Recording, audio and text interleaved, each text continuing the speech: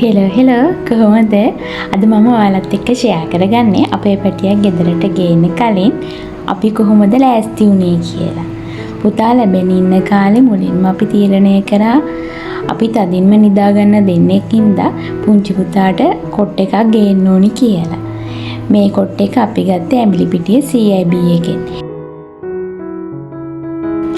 ඒ දවස්වල අපිට 125 ඩිස්කවුන්ට් එකක් හම්බ වුණා. මේ තියෙන ඉතින් අපේ මහත්තයා පුතාගේ කොට් එක ෆිට කරන විදිය. ඔන්න ඔහොම තමයි අපි ලෑස්ති වුණේ අපේ පුංචි පැටියා ගේන්න. හැබැයි ඉතින් මේකෙන් ඇත්තටම වැඩක් ගත්තද කියලා වෙලාවකට කල්පනා කරනවා. මොකද අපි මුලින්ම හිතන් හිටියේ චූටිම කාලේ මෙයා කොට් එකට හුරු කරන්න. අපිට 100%ක්ම නම් මේක ඉතින් කරගන්න පුළුවන් නුනේ නෑ ඇත්තම කිව්වා.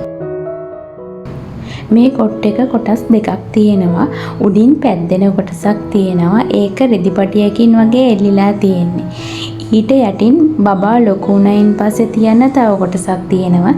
ඉතින් එතකොට අර පොඩි පැද්දෙන කොටස අපිට අයින් කරලා ඊළඟ ලෙවල් එකට අපිට බබාව තියාගන්න පුළුවන්. ඒකට හැබැයි වෙනම මෙට්‍රස් එකක් ගන්න ඕනේ. ඉතින් පුංචිම කාලේ නම් අපි ඇත්තටම මේක ගොඩක් යූස් කරා. මොකද අර පැද්දෙන කොටසේ තියෙන පොඩි net එක දාලා අපි පුංචිම කාලේ මෙයාව කොට් එකේ තියලා පොඩ්ඩක් වෙලා පද්ද ඉන්නකොට මෙයාට ඉබේටම නිින්ද යනවා.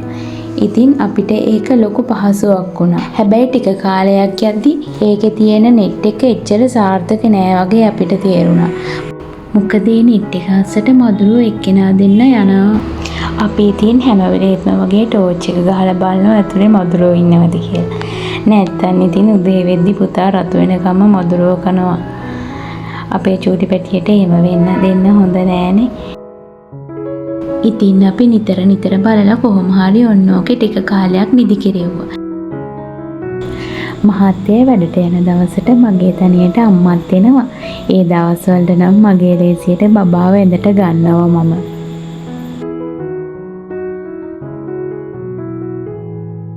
අපි ගාව තව පොඩි මෙට්‍රස් එකක් තියෙනවා net එකත් එක්කම ආපු. ඒක අපිට තෑග්ගක් විදියට හම්බුනේ අපේ අයියගෙන්. අපි තීරණය කරා කොට් එකේම පැද්දෙන කොටස අයින් කරන්න. මොකද ඒකට මදුරුවෝ වෙන නිසා. අපි මේ පැද්දෙන කොටස අයින් කරලා ඊළඟ ලෙවල් එකට අයියා දුන්න අනිත් මෙට්‍රස් එක දාලා පුතාව නිදි කරා. කාලයක් කොහොම යද්දි ඊට පස්සේ අපිට වෙනම ප්‍රශ්නයක් ආවනේ. මොකද කියනවනම් ඇත්තටම දැන් ගොඩක්ම රස්නේ කාලයක්නේ. පුතාට ගොඩක් දාඩිය දානවා.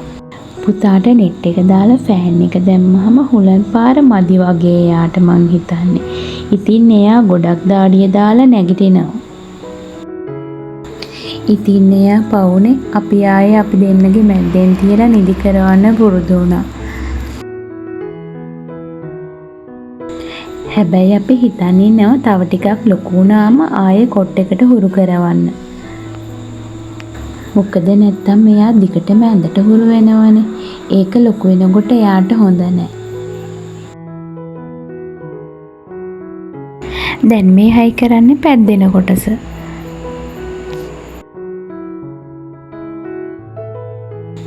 මෙන්න මෙහෙම තමයි ඉතින් අපේ මහත්තයා තනියම හිතලා බලලා එයා ළඟ තියෙන ටූල් වලින් වැඩක් ගත්තේ. ඉතින් එදා මටත් හරිම සතුටු දවසක්. මොකද කියනවනම් මේ අපි දෙන්න දැකපු ලස්සන හීනනේ හැබෑ වෙන්නේ. මේ කාලේ වෙනකොට පුතා ගේන්න වැඩි දවසක් නෑ ඉතින්.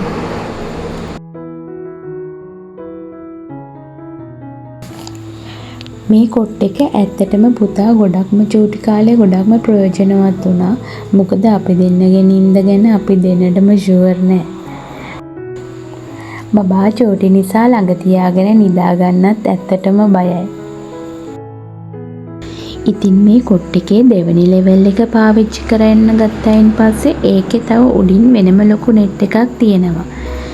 ඒක දාන්න අපි ලෑස්ති වුණා. හැබැයි ඉතින් වැඩේ තියෙන්නේ චීනයේ නිෂ්පාදිත භාණ්ඩ හින්දා අවශ්‍ය ප්‍රමාණයට net එකේ දිග නම් නැහැ. අපි හිතාගෙන ඉන්නවා net එකක් මහගන්න කියලා. net එක කොට නිසා ඒක ඇතුළට මදුරුව වෙනවා. මේ දවස්වල අපිත් එක්ක නිදාගන්න හින්දා නම් නෙට් එක නම් අවශ්‍ය වෙන්නේ නැහැ.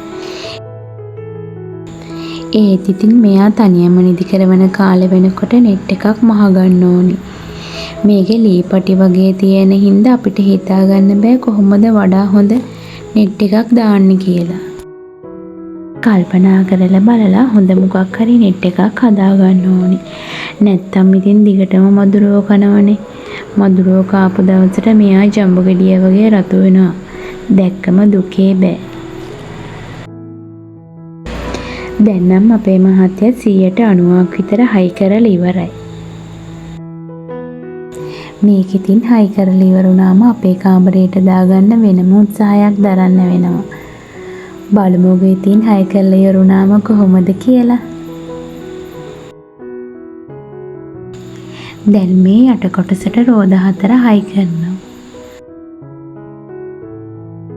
මෙහිම පොඩි වෙලාවකින් පෙන්නුවට ඇත්තම කිව්වොත් මේක පැය ගානක මහන්සියක්.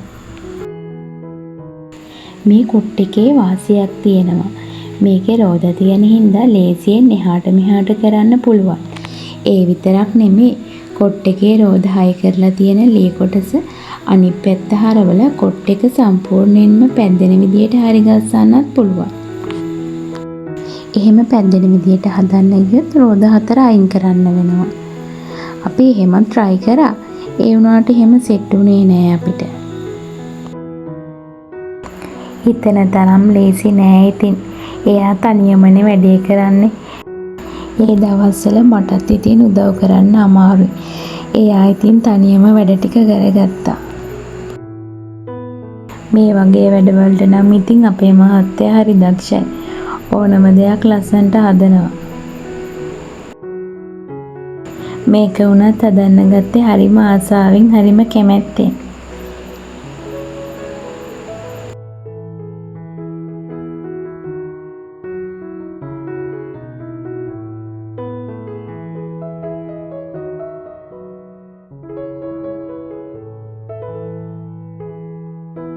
අපි අන්තිමට නෙට් එක රඳවන කොටසත් හයි කරගත්තා. ඒකත් හයි කරලා ඉවර වුණාම ඔක්කොම වැඩේ ඉවරයි.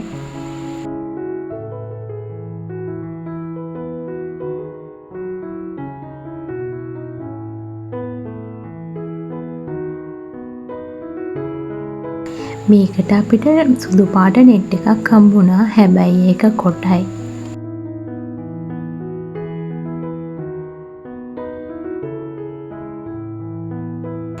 මේ සුදු පාට නෙට් එක තමයි අපේ මහත්තයා මේ ගැට ගහන්නේ.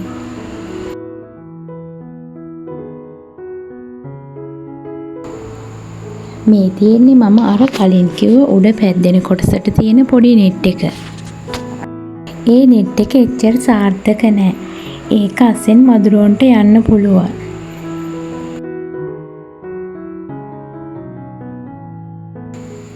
දැන් ඔන්න ඔක්කොම හයි කරලා ඉවරයි. මෙන්න මෙහෙම තමයි කොට් එක සම්පූර්ණයෙන්ම හයි කරාම පේන්න තියෙන්නේ. අපි නම් ගත්තේ සුදු පාට කොට් එක. කොහොමද? ලස්සනයි නේද? ඔයාලගේ අදහසත් පහලින් කමෙන්ට් කරගෙන යන්න. එහෙනම් තවත් දවසකින් හමු වෙමු. Thank you for watching.